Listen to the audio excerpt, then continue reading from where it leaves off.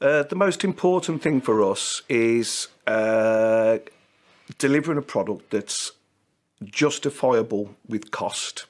Unfortunately, washing equipment, I won't say it's a necessary evil, but it doesn't earn the company's money. But what we do is try and save the company's money in the use, i.e. labour. We do a lot more automatic loading now.